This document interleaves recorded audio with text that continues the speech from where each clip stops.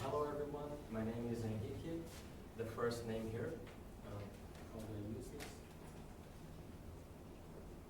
Do you have a laser pointer here? No, because the laser doesn't show up in the screen. Oh, okay, so okay. That's the reason why. Okay. So the other ones are the professors that collaborated with me during this research. Actually, this is one of the research that I have. I'm sorry to interrupt. Just stay there so they can record you. Record me, okay. Whatever the detail. Thank you. Here? Okay. This is one of the research that I have developed with my professors during my master's degree. Okay. The presentation is titled Tachyonic Cosmology in Einstein-Cartan Theory. Let's go. So I'm going to talk just a quick review, a quick summary about the model that we have produced. So an Einstein-Cartan theory was used as the model incorporates torsion in space-time. Actually, when we are dealing with general relativity, usually we are just dealing with curvature. We don't take into account the torsion. But we can have theories where the space-time has not just curvature, but also torsion. So this is what our model is taking into account, okay? Curvature and torsion, not just torsion, both of them. As a source of gravity in our cosmological model, a tachyonic field was non-minimally coupled to the gravitational field. Remembering, a tachyonic field is a scalar field. And the main goal of our model here is to attempt to describe just the inflation. Actually, it's a theoretical age of the universe, where it's a very short period of time where the universe shows a very, very high and strong acceleration. Okay? Then the goal is to attempt to describe the inflation through the interaction of our tachyonic field coupled to gravity and the presence of torsion. So torsion and this kind of field coupled to the gravitational field will lead to the inflation. And for this model, we have used the Robertson-Walker metric tensor, and it is assumed and numerical solutions were found. I'm going to show you these numerical solutions in the end of the work. So the theoretical framework, I'm going to just give you a quick review, a quick summary about what we have used. The general theory of relativity, I'm going to just be brief here. I don't know if everybody knows what is general relativity about. We haven't used the classical general relativity where we have just curvature, but I'm going to show you a review about the theory. So we have an interaction between space-time and matter. So space-time, in this theory, it is warped due to the presence of matter.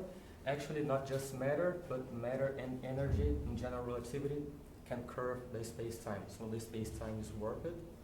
And when we set some particles free in the space-time, which now has curvature, they will follow some trajectories, and these trajectories are their natural path. And these trajectories, we call them geodesic. So a geodesic is a trajectory that a particle is following just due to the curvature of space-time, with any other external forces acting on it. Mathematically speaking, we have the Minkowski metric tensor from the special theory of relativity, that describes distances in a flat space-time. We are dealing with inertial frameworks. It goes to a modified general metric tensor, okay, which describes distances on a curved space-time. So this general metric describes non-inertial frameworks. So basically we can do this way. So we have the metric tensor, Minkowski metric tensor going to a general metric tensor. Actually, this is the equivalence principle. This is possible because in general relativity, we can choose some kind of coordinates called normal coordinates or geodesic coordinates. In these coordinates, point to point in our space-time, we can assume that the metric tensor, the general metric tensor, is the Minkowski metric tensor, and all the connections are zero. So that's the equivalence principle in a more sophisticated way. And the Einstein field equations, they are the fundamental equations of the general relativity. So they describe how matter affects the space-time, giving for us a new comprehension of what gravity is. So these are the equations, second-order tensor equations. They are symmetric in their covariant indexes. So the left side of these equations tells us about the curvature that space-time is undergoing due to the presence of matter-energy content described by this tensor on the right side of the equation called energy-momentum tensor. So we have an interaction between matter-energy and the space-time itself. So matter-energy curves the space-time, and as a consequence we have what we call gravity. Now, apart from the general relativity that Einstein first developed for us, we have the Einstein-Cartan theory, which is a general relativity that takes into account the torsion. Okay? So space-time actually cannot just be curved, but also it can have torsion. It can have curvature and torsion together. So this is a theory where the fine connection is not symmetric anymore due to the presence of torsion. So what is torsion is defined this way. Actually, when we are in the classical general theory of relativity, the fine connections, they are symmetric on the covariant indexes. So if I change that mu with nu, that difference would be zero. But now it's not zero anymore, just because they are not symmetric anymore. So it is defined as the torsion tensor, this C alpha mu nu. Okay? So this makes the things a little bit harder to calculate. So the fine connection is now expressed by this equation here. So we have here this gamma alpha mu nu on the left side, being the affine connection, which is not symmetric anymore. But just take a look here in the first term of the right side, we have the affine connection with a tilde above. This affine connection is still the same as we are used to see. It's symmetric. But the adding of this last term here, which is a combination of these three components of the torsion tensor, makes the affine connection as a whole be not symmetric anymore. So we take into account torsion, we have a new kind of connection, which is not symmetric. Okay? This is defined, this combination of these three terms for the torsion tensor is defined as the contortion tensor. You have a question? No? Okay. No. Okay. Actually, it's just a definition, okay, just to make the things more clear in the equations. The torsion and the contortion are strictly related. Actually, if the torsion is null, the contortion will be also null. And remembering this kind of notation here, this gamma with a tilde above, is still the crystal symbol of second kind, symmetric in the covariant indexes. So why do we have to take the torsion into account? Actually, we chose to take the torsion into account in our model. It permits to analyze the structure of space-time in the presence of matter with spin. Actually, a scalar field, for example, it does not have spin, so it can generate torsion in our space-time. At first, only matter fields with spin. So this kind of matter fields can generate torsion. And we have this, I don't know if everybody knows it, but we have this spin density tensor, S mu nu alpha. It's present some matter fields with spin. And this tensor is proportional to the torsion tensor by this equation here. So we have the torsion tensor related to the spin density tensor. Okay, so they are strictly related. So basically this kind of tensor, spin density tensor, can generate torsion. And talking a little bit about the tachyonic field that we have coupled in our cosmological model as source of gravity. This is a tachyonic field which is not just a simple scalar field, a Higgs field with m squared being negative, but it is a tachyonic field described by this different kind of Lagrangian density called Dirac-Bohr-Neufeld Lagrangian. So it's a little bit different. That's the Lagrangian. It's a matter field without spin. Okay, that's because it's a scalar field. I'm going to explain you why we have torsion in our model if we're coupling a field which has no spin. So how can we have torsion? But I'm going to show you why. So it's in a Klein-Gordon sense, that's not a Klein-Gordon Lagrangian for a tachyonic field. But in a Klein-Gordon sense, remember, the tachyon is a particle that has m squared being a negative term. Actually, in this sense here of our Lagrangian density, the Dirac-Bohr-Neufeld Lagrangian, we have an instability on the field. So we have... What is the Klein-Gordon negative? Why is the negative, the mass negative?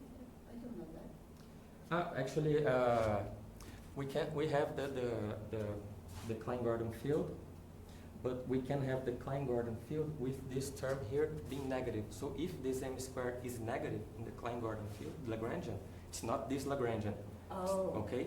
It's the, for example, 1/2 of the kinetic term minus the potential. Okay? So if we have a potential that's like minus 1/2 m squared phi squared, so this m squared is negative, Yeah. and the potential has a point of maximum. Okay. Okay? This is not happening here. That's why I put it here Yeah. in a Klein-Gordon sense. This field doesn't have m squared being negative, but it still conserves the notion of unstable maximum of the potential. Okay? So this field still has this instability on the potential. So we have a point of maximum on the value of the potential, and this point of maximum will decrease quickly to a point of minimum. So this will drive the intense expansion of inflation toward a stable minimum value of the potential. That's why we... Is that like a phantom?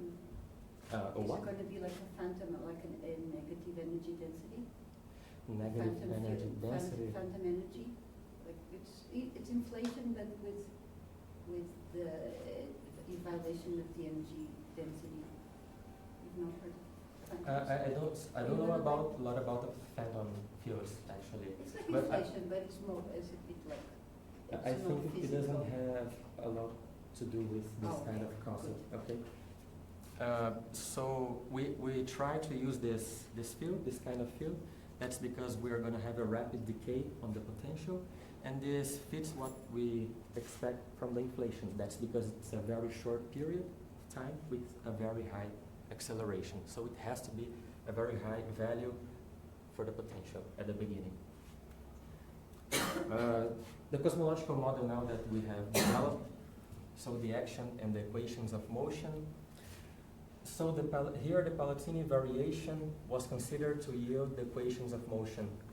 Actually, this kind of variation, or Palatini formulas, is where we treat this G and gamma, the metric tensor and the fine connections, as independent objects from each other. Why do you have to do this? That's because we are taking into account torsion. If it was just curvature, we would know the equation for the fine connection. But as we don't have just curvature, but also torsion, we know the metric. The metric we have chosen as the Robertson-Walker metric, but we don't know the connection. Okay, so we have to treat one as independent from each other and find a new equation for the connection gamma. So this is the action of our model. You can see here on the second term, we have the coupling of the tachyonic field, the Lagrangian density of our tachyonic field. But here in the first term, we can see that the same field, the tachyonic field, is coupled directly to gravity. So we have here a non-minimally coupling of the tachyonic field with the gravitational field. Okay? So you can't totally separate the gravitational field from the tachyonic field unless this constant here, this psi, is 0. So I'm going to show you that this psi has a really important role in our model. So psi here is the gravitational coupling constant. It is mediating the intensity of the coupling of the tachyonic field with the gravitational field itself. The matrix is still compatible here. The metricity condition leads to this equation. This is the same equation that I have shown to you before, the new connection, which is not symmetric anymore. There is torsion. There is torsion, yes. This is in the connection. Yes, torsion, yes. Actually that, I don't know if I can get that. Actually this K is the torsion. It's a definition for that 3 terms of torsion. But it's torsion. Equation for the tachyonic field. So we have variety action with respect to the field, the tachyonic field, and we have found this equation, the dynamics for the tachyonic field. It's very different. That's because the field is not just minimally coupled, but non-minimally coupled, okay, with gravity. So we have a totally kind of equation here, different kind of equation. And these are the Einstein field equations. The right side's a little bit different. The same, that's because the field is no minimally coupled. Okay. And the Ricci tensor is modified now, not just because the field itself, but because we have torsion. So, but here, this R mu with a tilde above is still the same Ricci tensor as we are used to see, symmetric on the covariant indexes, but we have these terms here, this case, so they are torsion. We are taking torsion into account. And here the covariant derivatives with the tilde above, it shows us that it's the same connection of that we are used to see, the Levi-Civita connection, okay? We are not taking torsion into account on these derivatives. And the variation related to the fine connection leads to this equation. This is the equation that relates the torsion with the tachyonic field. There is an interesting thing here. If you set psi being equals 0 here, all the right side vanishes. So this is saying to us that the left side will be 0. So if psi is 0, we have no torsion anymore. So the torsion is related to the gravitational coupling constant psi. This is a little bit weird. That's because we can say here that the tachyonic field is generating torsion in our model, but the tachyonic field itself it's just a scalar field. It doesn't have spin. So the torsion comes from the fact that the tachyonic field is not minimally coupled to gravity, even if it's spinless. Okay, you can see that if psi is 0, torsion vanishes. This is a more clean equation, okay, for torsion as a function of the tachyonic field. If psi is 0, you can see that the torsion will be 0. And the same to the contortion. That's because the contortion and the torsion are related to each other. Contortion. Yes. The contortion is just a definition for the term that I have shown to you. 1/2 times that combination of the 3 terms of the torsion. It's just a definition. Just Yes, yeah, okay. we don't have to write that term all the time. So we call it contortion. Okay. And in cosmology, we always use these famous and very useful equations called the Friedmann equations. So the first one we call Friedmann equation and a second acceleration equation. And the set of these two together, we call them the Friedmann equations. So as you can see, as it should be, these equations are related to the source of gravity here. We are using as a tachyonic field. And this term F here that is appearing, I'm going to show you what is this term. But actually, it's a function of phi, and it has psi coupled to it. So if psi is 0, F is 0. Basically here, if you vanish F, you have the Friedmann equations for geometry just with curvature and not torsion anymore. So F is directly related with torsion. We have chosen... Go back to the previous slide. Yes. For the for first sure. Friedmann. So you have the friction term there, 2F. Oh, I see. No, so 2F is multiplying the friction, the first derivative. Yes, yes. Okay, so That 2F is means going to be that- like a measure of the deceleration. Yes, yes. Okay. So we have chosen this kind of potential here, V being equal as a constant lambda times phi to the power of n. This kind of potential, this was extensively explored in the literature to try to explain the inflation.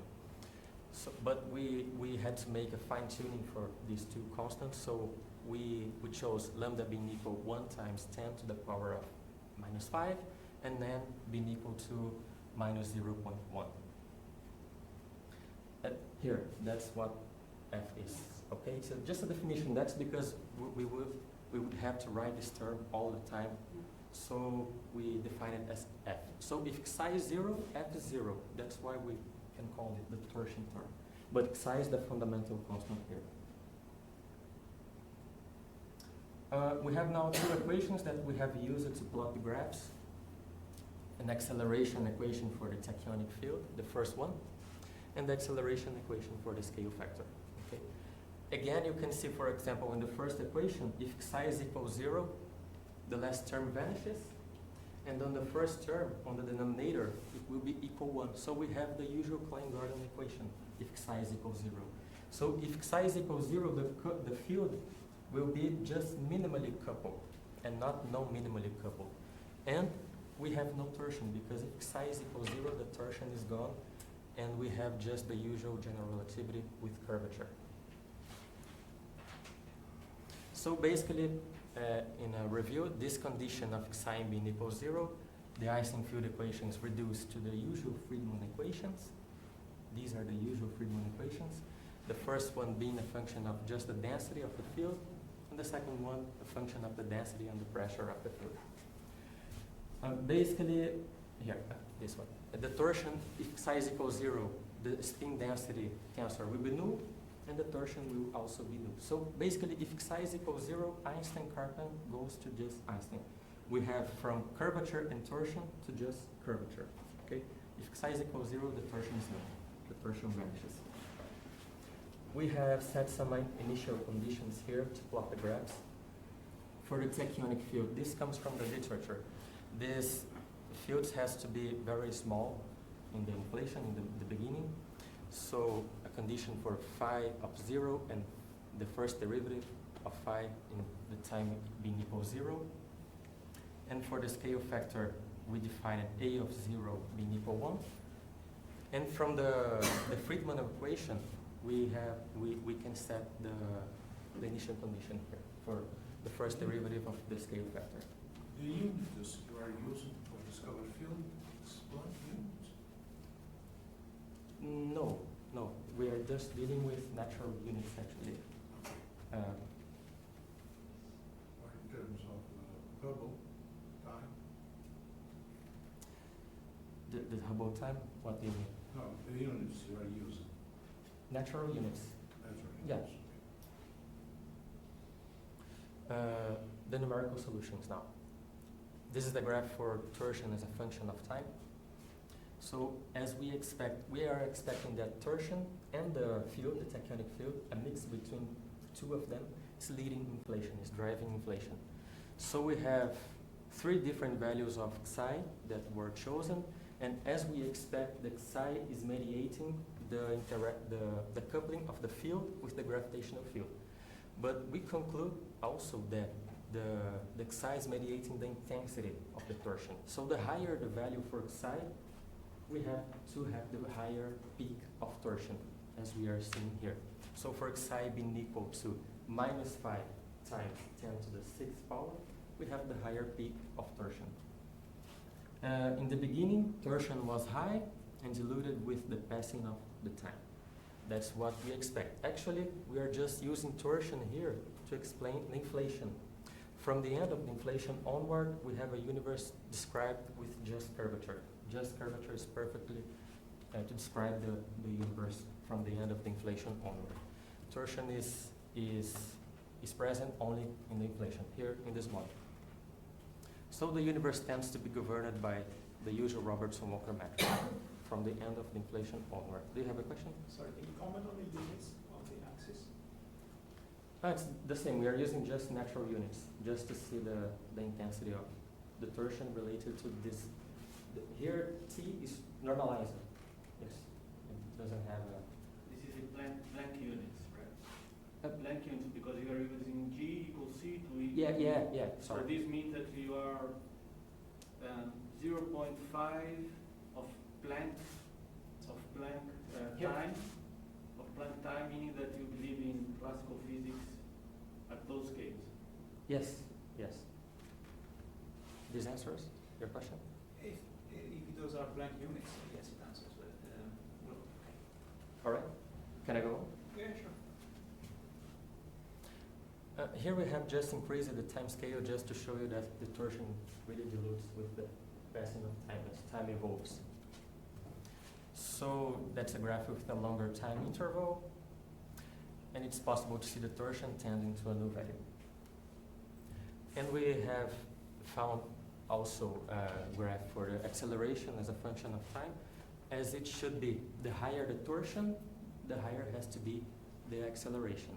So for the same, we have chosen, of course, the same values for psi to maintain the consistency with the model. So the higher the value for psi, the higher the peak of acceleration. So So in the beginning, the acceleration was very high and had a peak, decreasing as time evolves.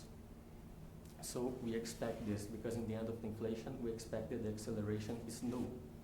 But from the end of the inflation onward, the acceleration will be negative on the matter and the radiation age, and then will be positive again in the dark age. But our model doesn't describe these ages, just inflation. Oh, I'm turning back. This scenario sets up the inflationary period, as I have said before. And the same, we have increased here the time scale. So just to show you that it's possible to see the acceleration tending to a new value. The end of the inflation, the acceleration tends to be 0. And the conclusions of our work, a cosmological model that includes torsion was studied with a tachyonic field non-minimally coupled to gravity. So remember, the tachyonic field is a scalar field, but torsion comes from the fact that this field is non-minimally coupled. If it was just minimally coupled, we would have no torsion. Okay? That psi would be 0. The tachyonic field is non-minimally coupled to the rich scalar by that term there. So you can see that if psi is equals 0, the non-minimally coupling vanishes. And the field equations were obtained using the Palatini variational procedure, just because we don't know at first the equation for the fine connection, because it's not symmetric anymore. So we treat the metric and the fine connection as independent from each other. And in a summary, if psi is equals 0, the Einstein equations reduce to the usual Friedmann equations. So a theory that has torsion and curvature goes just to a theory that has curvature, only curvature. Okay? The torsion vanishes when psi is equals 0. The tachyonic field has spin 0, but its coupling with the gravitational field yielded torsion. That's because it's a non-minimally coupling, as I have said to you before. And I haven't shown this to you, but even with the field being spinless, the model has a spin density tensor given by this equation here. So as you can see, if psi is equals 0, the spin density tensor will be 0, will vanish. So, and as torsion and this tensor are related to each other, if this tensor is 0, torsion will vanish. And the numerical solutions show an initially accelerated universe, which sets up the inflation scenario. The acceleration goes to a new value at the same time that torsion, as I have shown to you. It would be weird if it doesn't, to maintain the consistency with the model. And torsion dilutes, and the space-time geometry is the same of the classical general relativity, where we have just curvature. Oops. At this point, the end of the inflation, the usual Robertson-Walker metric tensor can describe the universe. And these are the references of our work. So, thank you everybody. If you have some questions, please feel free to ask.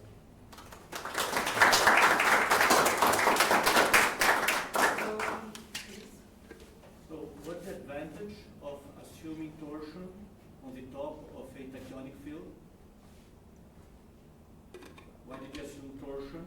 Why did Why I did you assume assume torsion? torsion? What's the scientific motivation of assuming torsion on the top of the tachyonic, of the introduction of the tachyonic field?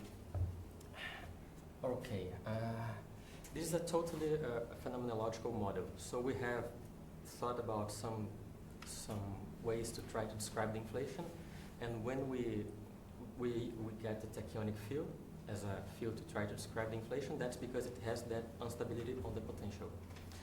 And the torsion comes actually in this model. We have chosen that it's a model with torsion. We could, for example, set the tachyonic field, couple the tachyonic field with gravity, and we could choose that the model has not torsion. It would be another modified theory of gravity, and it could have different results, but we don't know. Doesn't the introduction of torsion improves in some physical way, resolves any problems from the that you have only with tachyonic fields, or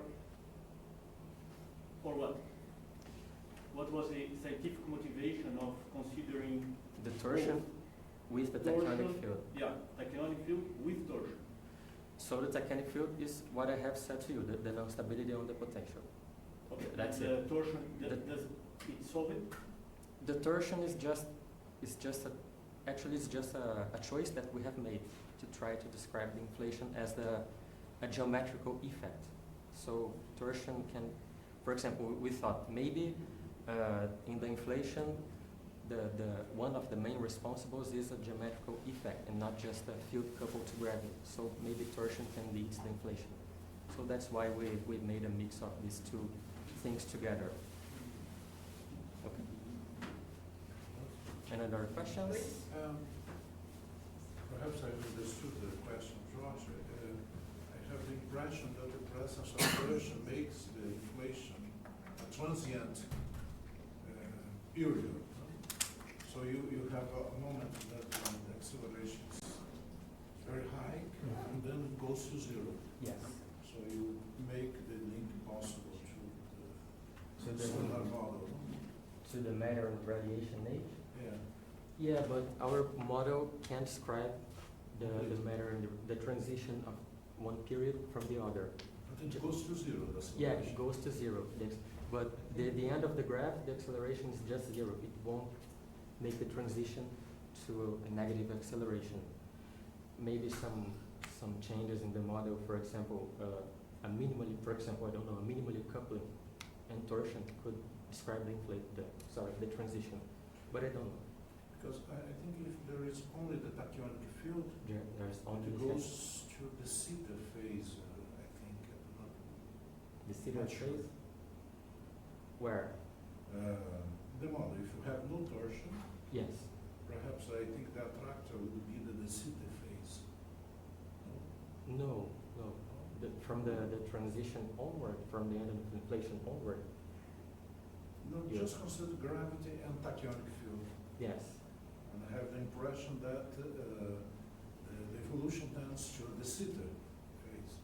I'm not sure, but The graph of the torsion and the acceleration. without graph, without torsion. With not torsion. And I got your question, but I think that the fact that in our model it seems like it's going to the zeta, it's just because our model isn't complete to describe the whole universe. So that's the end of the inflation, and from that point onward, the acceleration is zero. But maybe just because our model is incomplete, it can describe the transition. Okay. So you have okay. Let me see if I get it. You say that you describe inflation with this model, but you're talking about an acceleration phase, and it goes to zero, somehow. Okay, but you don't know anything about the properties of this inflationary model that you see that you were describing. For example, is I don't know, scale invariant or quasi-scale invariant, or it has a small ratio, tensor scalar ratio, things like that. You didn't study these issues. No, actually, if I got your question, you were asking if I have some kind of more complete framework to Yeah, describe these things. about Yes, but remember, this model provides just a phenomenological view for what's happening. So we don't have a complete framework. For example, we could use inflation. That's actually a classical description of inflation. But we could use, for example, quantum field theory and this kind of Lagrangian assay. And we would have a totally kind of maybe explanation here, description. But this is just a phenomenological model. It doesn't provide a whole complete framework for inflation. For example, we don't have quantum effects here, for example. Just classical theory. Okay. You use the tachyonic field with torsion, right? Yes. Did you really need a tachyonic field with torsion for your model to work? Or could have you used another normal particle with torsion? Would it work? Yeah. Is it a necessary No, condition? I got your question. I think your question is similar to the first one that he made. For example, we can have a tachyonic field, and we can make the variation of the action not taking into account the Palatini variation. For example, we would have another theory of gravity. We could minimally couple just minimally couple the tachyonic field without the Palatini variation, another kind of theory. Or we could non-minimally couple the tachyonic field with the Palatini variation, and we have this theory here. Actually, we have several possibilities and several different kind of gravity, of theories of gravity, of cosmological models, and we could see all these models if they describe the inflation. So the answer for your question is, why do we have to choose this? That's because it's like we're going to choose a tachyonic field, it has that instability, and we're going to try to describe with this field some kind of geometrical effect in deflation. There's no And constraint then? No, there's no constraint. It's just let's mix this both kinds of things and see what happens in a phenomenological way. Another question about the tachyonic field, it has speed larger than speed of light, right? The particle, The particle. the particle, yeah. But Why is it called the tachyonic? Why is it tachyonic? yeah, this is a. What is the physics behind it? No, I got you. The answer is a little complicated, but that's because I have studied a little bit about this kind of Lagrangian here, but then it goes, I saw it goes to string theory, and I'm sorry, I don't know nothing about string theory. But no, yeah. But for example, the scalar field, the Higgs scalar field, considering just m squared being negative, we call that the tachyonic field, because the tachyonic field is a scalar field. But okay, this kind of Lagrangian density has a potential, and the potential has a point of maximum. Okay, this kind of Lagrangian, the Dirac-Bohr-Infeld Lagrangian, it's not the same as the Higgs scalar field being considered as a tachyonic field, but it still conserves the idea of instability on the field for its potential. But for example, we can say that that kind of Lagrangian has m squared being a negative term. That's because it's not describing, for example, the particle, okay, like the Higgs field. But the field has an instability. This is a kind of different Lagrangian, that direct or So Bohr-Infeld. just to make it clear, that m that you wrote there, n squared less Being than 1, less than that zero. m is not less than 0, yes. Yes. That's not a mass. This is the mass, yeah. So the mass is imaginary. Because n squared is less than 1, less than 0, right? So its square root is imaginary. Yeah, yes, but the way that I have learned about tachyons is that the way that I have learned, we don't say that the mass is imaginary. We say just that this is showing us that the potential has an instability. So it has a point of maximum. But then you're saying it is mass. That's why I asked you. You said this is mass. Yeah, this is mass. But actually the final answer, for example, that's what I have learned in my classes, sorry. I asked him if the mass is imaginary. Yes, it is, but when m squared being less than 0, we use more to show that we have an instability on the potential. So we have a quick decay, a rapid decay. You don't have a minimum, right? It decays. No, yeah. So it just is unstable, right? Yes. M squared being less than 0 means that So we have m a point of squared, maximum. as Nadia said, m squared is not the imaginary mass, but this is a parameter that's negative. Yes. And it reflects the instability of your model. This, yes. And this instability is related with what Julio said, that you end up with a de Sitter phase, right? Because you are, how do you go out from the stability? How do you get, the universe that we see? Because your potential is not a Mexican hat. It just goes downwards. Yes. It's unstable, right? Yes. All the way. Yes. Okay. We'll have a If this is unstable all the way, so how do you go out from this instability? Because our universe is not, we are not in a de Sitter space. Mhm. How do you get out from this? How do you end inflation? How do you end inflation? Perfect. How do you end How do inflation? you end inflation? Right. What makes the potential goes from the maximum point to the minimum point, basically? But there's no minimum point, right? In your case. Yeah. Do you have a minimum point? If you have tachyons, how can you have this minimum? It just goes downwards to a minimum value. That's what you're asking. Yeah, right. How do you get out from this continuous instability? with that. Okay, but No, let's no, discuss it really, later, that, okay. I think that maybe the answer is, if you use some quantum effects, you have an answer, but our model here just takes we are just taking into account that this Lagrangian has this property, so it's gonna happen. But why it's gonna happen? To be honest, I don't know. Okay, I'm sorry. okay, no, that's fine. Well, just a parenthesis, it's okay, because we right here just have lots of questions and not understanding. But, well, I was wondering about time scale, thinking about time now. You showed the plot and people asked something about the scale. Yes. So what is, again, what is the time scale in which the model would be relevant? Because it's in the context of the expansion, right?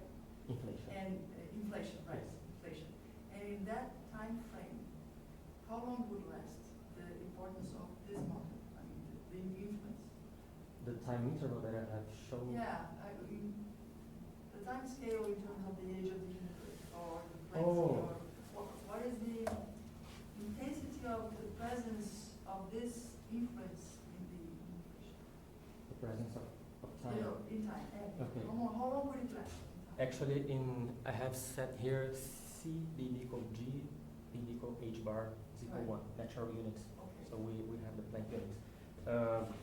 I think that in the complete graph is 0.05, I think, in this time scale. But the inflation, the theoretical result that we have for it in the units second meters, I think it is 10 to the minus 35 seconds. I think that this is the duration of inflation. And that one would be a fraction of this duration, right? Your model would, No, it's the whole inflation. it would last the whole inflation. Yeah. Actually, our model is not complete. So if you Right. increase the time scale, the graph's the same. For example, acceleration is new in 0.005, in 0.01 will be new. But in the reality, at this time, the universe has to make the transition to the matter radiation age. But our model doesn't describe this transition. So it's an approximation, but actually that time scale is almost approximately the same in Planck units for the inflation. Okay? So, the last question. Another? Yeah, just a curiosity, a bit trivial. Why there is the modified Ricci tensor combined in terms of ordinary combined derivatives with no tensors? Yeah, the Ricci tensor, the modified Ricci tensor has ordinary covariant derivatives. I don't know why that is consistent with the. Just with small. You said they don't have torsion. I don't know. Wait. Okay. No, sorry, I know what you're talking Yeah, that one. Here. Oh, this one. Uh-huh. This equation. So you're asking why this covariant derivative is ordinary, yeah. is the same as you're used to see Yeah. without torsion? That's because basically when you're doing the calculations, you have this covariant derivative. Is that consistent with the rest Yes. of the model? Yes. Including torsion? Yeah, that's because, for example, the new affine connection is not totally new. We have the connection which is symmetric and the addition of a term with torsion. Yeah. And the addition of these two terms leads to a new affine connection. And this affine connection is not symmetric on the covariant indexes. The same here. This is the Ricci scalar, which is symmetric. And this covariant derivative is the one which takes in account just the curvature. But now we have here contortion. So taking into account contortion in all these terms makes this Ricci tensor with torsion, being described with torsion and not just curvature. All right?